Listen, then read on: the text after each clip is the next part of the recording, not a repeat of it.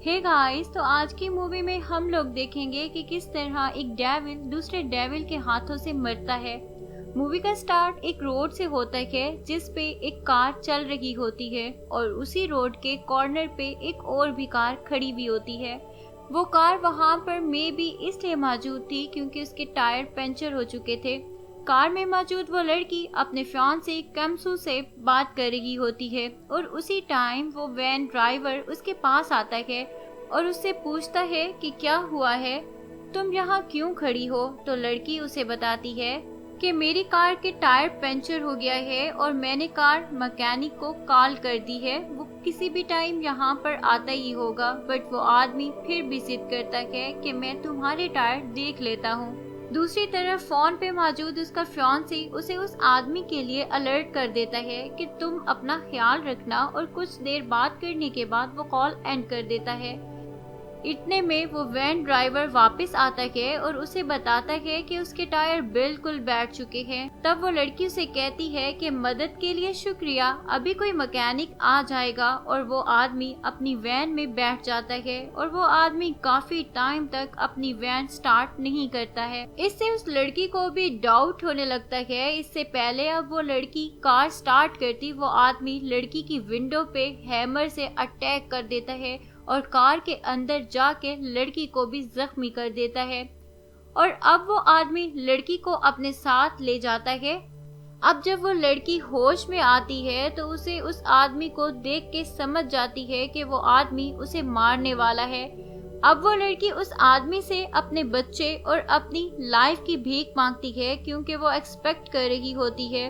But वो आदमी उसकी एक नहीं सुनता है और उसे बहुत ही भयानक टाइप की मौत देता है और उसकी बॉडी के पार्ट्स सेपरेट कर देता है। कुछ दिन गुजरते हैं और पुलिस को उस लड़की की बॉडी के पार्ट्स मिलना स्टार्ट हो जाते हैं, जहाँ पे उस लड़की के फादर, जो कि एक डिटेक्टिव होते हैं, उस बात पे बहुत शॉक्ड और सैड होते हैं क्योंकि वो एक डिटेक्टिव होने के बावजूद भी अपनी बेटी को न बचा सके। इसी के साथ उसके फियांसी कैम्सू, जो उससे बहुत प्यार करता था, फिर भी अपनी फीलिंग्स किसी से भी शेयर नहीं करता है और वो बिल्कुल खामोश हो जाता है। और फिर हम देखते हैं कि कैम्सू अपने काम से 2 हफ्तों की छुट्टी ले लेता है, जो कि एक इंटेलिजेंट एजेंसी में काम करता होता है। इसी के साथ अब हम नेक्स्ट सीन में कैम्सू के साथ एक एजेंट को मिलते हुए देखते हैं, जो कि उसे एक कैप्सूल देता है और उसे कहता है कि अगर ये किसी की बॉडी के अंदर रहा तो उसकी सारी बॉडी और लोकेशन हमें पता चल सकती है।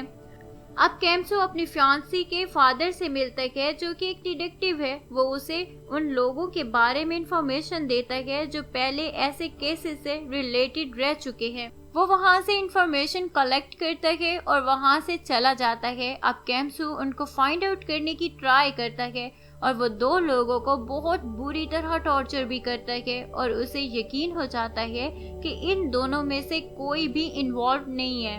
और फिर वो थर्ड की तरफ बढ़ता है और बताए हुए एड्रेस पे पहुंच जाता है और जैसे जैसे वो तलाशी लेना स्टार्ट करता है तो वहाँ की ड्रॉर से उसे कुछ सामान मिलता है और बाकी की तलाशी के बाद आखिर में कैम्सू को उसकी फियांसी की रिंग मिल जाती है। रिंग को देख के कैम्सू थोड़ा इमोशनल हो जाता है, बट साथ ही साथ उसको ये भी कंफर्म हो जाता है कि ये घर उसी का है। फिर हम किलर को देखते हैं, जो कि स्कूल वैन में अपने दोस्तों को लिए कहीं जा रहा होता है। कार में मौजूद जेंग एक लड़की को पसंद करता है, इसलिए नहीं कि वो उसे अच्छी लगती है, बल्कि उसको ग्रैब करने के लिए। फिर दिखाया जाता है कि उसकी वैन में से एक लड़की मिसिंग है। जेंग उस लड़की को पकड़ के अपने घर ले आता है और वो आगे बढ़ ही रहा होता है कि उसको कोई पीछे से आवाज देता है। जेंग अपना नाम सुन के बाहर की तरफ जाता है।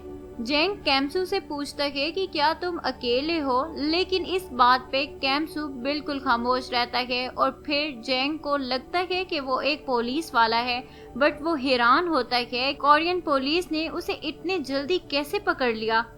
जेंग कैम्सू के किसी भी जवाब का इंतजार नहीं करता है और जोर से चिल्लाते हुए कैम्सू के ऊपर हमला करने के लिए भागता है, लेकिन वो कैम्सू पर हमला नहीं कर पाता है, बल्कि कैम्सू उसे बहुत बुरी तरह मारता है और वो भी कैम्सू को मारता है, लेकिन इतनी ज्यादा बुरी तरह नहीं।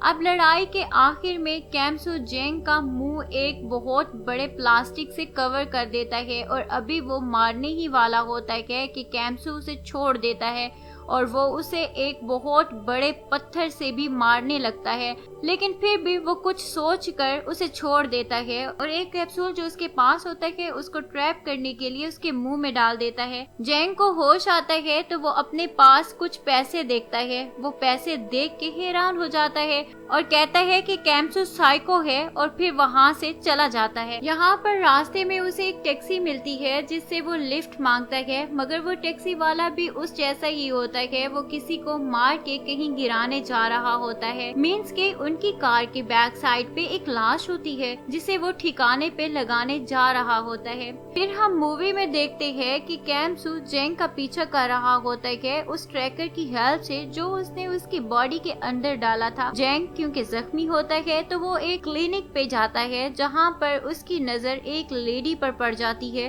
जो कि नर्स होती है और जेंग उस नर्स को ट्रैप करना स्टार्ट कर देता है। वो जेंग से रिक्वेस्ट करती है कि प्लीज उसे यहाँ से जाने दिया जाए, बट जेंग एक साइको होता है, वो उसे कहीं भी नहीं जाने देता है। और इतने में ही वहाँ पर कैम्सू आ जाता है। कैम्सू जेंग के सर पे वार करता है और उसके बाद उसकी बहुत पिटाई करता है और जब वो मरने ही वाला होता है तो कैम्सू जेंग को छोड़ देता है और नर्स से कहता है कि तुम इसकी पट्टियां करोगी और इसी के साथ ही वो जेंग के कान में कहता है कि ये अभी खत्म होने वाला नहीं है, बल्कि ये तो अभी बहुत बुरा होगा, बस इंतजार करो। उसके बाद वो जेंग के पाँव को बहुत बुरी तरह जख्मी कर देता है। नेक्स्ट सीन में हम देखते हैं कि जेंग एक कार से घसीटता हुआ नीचे गिरता है क्योंकि उसके पाँव बहुत बुरी तरह से जख्मी हो चुके होते हैं और वो बहुत बुरी तरह से रो रहा होता है और फिर वो ये सोचने लगता है कि किस तरह वो हर बार इसका पता चला लेता है और वो कौन है और उसे क्यों मारना चाहता है और फिर उसको खुद ख्याल आता है मे बी वो उनमें से किसी एक का करीबी है जिसको उन्होंने मारा था। और फिर हम ये भी देखते हैं कि जेंग को उस बारे में शक हो गया हो कि शायद उसके पास कोई ट्रांसमीटर है। वो अपनी जूती और कार में देखता है लेकिन उसे वहाँ पर कुछ भी नहीं मिलता है और फिर वो अपनी कार लेकर कहीं दूर चला जाता है और फिर वहाँ से वो अपनी कार चेंज करता है। फिर हम देखते हैं कि कैम्सू को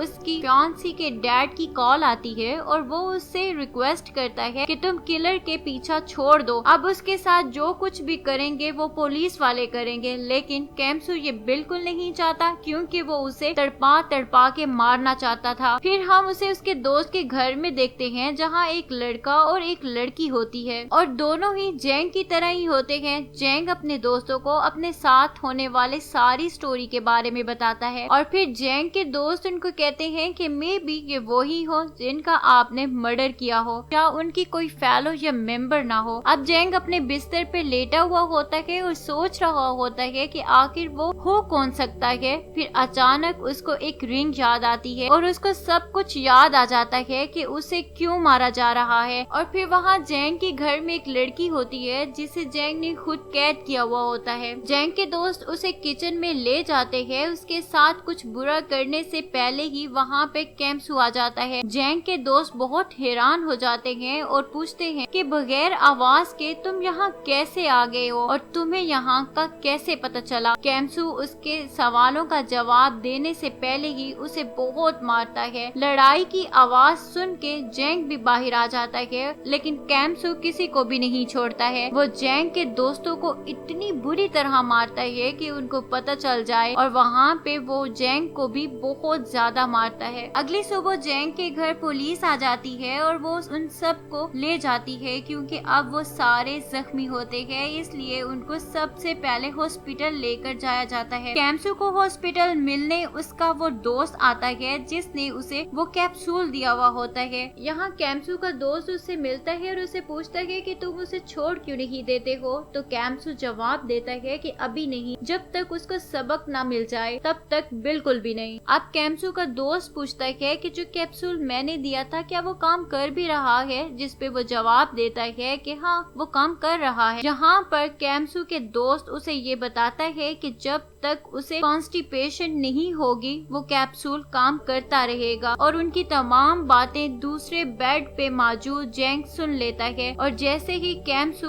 उसके पास जाता है वो ऐसे रिएक्ट करता है कि जैसे वो बेहोश हो। कैम्सू उसे दोबारा एक ऐसी जगह पे छोड़ देता है ताकि वो उससे अच्छी तरह से बदला ले सके, लेकिन वो उसे कुछ भी नहीं करता है क्योंकि वो अब जान चुका होता है कि उसकी बॉडी में ट्रांसमीटर है। तो जब जैंग जानता है कि कैम्सू उसे सुन सकता है तो फिर वो यहाँ पे कैम्सू को ऐसे फैक्ट बताता है जिसको सुन के वो हिल जाता है और वो कहता है कि मैं जानता हूँ कि तुम किस लड़की की वजह से मुझसे बदला ले रहे हो और मैं तुम्हें ये भी बताता हूँ कि उस दिन उस लड़की ने मुझसे अपना और अपने बच्चे की भीख मांगी थी और मैं भी इस बात को तुम नहीं जानते हो। और फिर वो अपनी बॉडी से ये ट्रांसमीटर निकालने के लिए शॉप से बाहर जाता है और वहाँ से लूज मोशन की मेडिसिन ले लेता है और फिर वो कैप्सूल अपने पेट से निकाल के किसी और के पेट में डाल देता है और जब तक जैंग वहाँ पे पहुँचता है कैम्सू को पता भी नहीं चलता है। कैम्सू को अब जैंग की बॉडी से ट्रांसमीटर निकलने के बाद अब कोई आइडिया नहीं होता कि अब वो क्या कर रहा है, इसलिए वो उसके दोस्त के पास जाता है जो कि हॉस्पिटल में एडमिट होता है। जैंग का दोस्त कैम्सू को बताता है कि तुम में भी उसका माइंड नहीं पढ़ पाए, वो तुम्हारी गर्लफ्रेंड की फैमिली को नुकसान पहुंचाएगा और उसके बाद तुम उसे पकड़ भी लो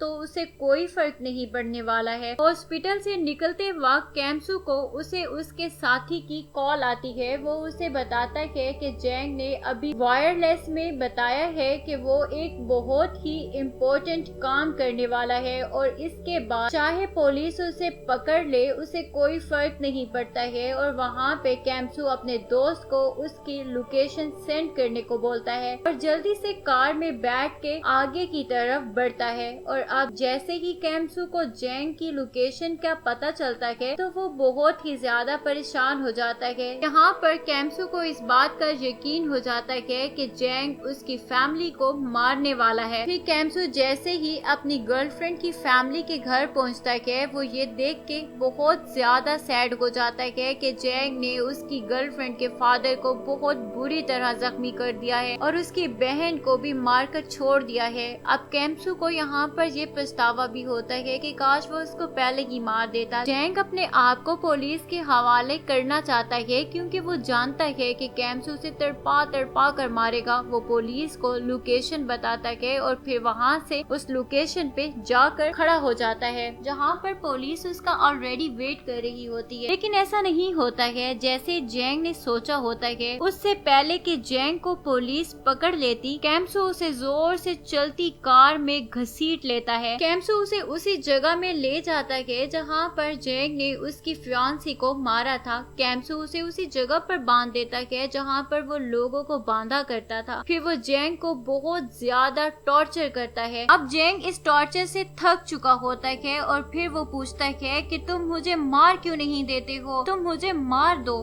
उस पर कैम्सू कहता है तुम्हारी मौत ऐसी नहीं है बल्कि ऐसी है जैसे मैं दे रहा हूँ। यहाँ पे तुम अपनी जिंदगी के सबसे बड़े दर्द देखोगे, जैसे तुमने लोगों को तड़पा तड़पा के उन्हें मारा, अब तुम भी ऐसे ही तड़प तड़प के मरोगे। तुम्हें भी वो अजियत मिलेगी जो तुम और लोगों को दिया करते थे। मैंने बहुत दर्द सह लिए हैं। फिर कैम्सू उसे जवाब देता है कि ये सब अल्फाज तुमने उन लोगों से सुने होंगे जो आज खुद तुम बोल रहे हो, तो बताओ कैसे लग रहे हैं ये वर्ड। तो इस पे जैंग उसे कहता है कि दर्द मेरे अंदर है ही नहीं और ये सब तुम पहले से ही जानते हो।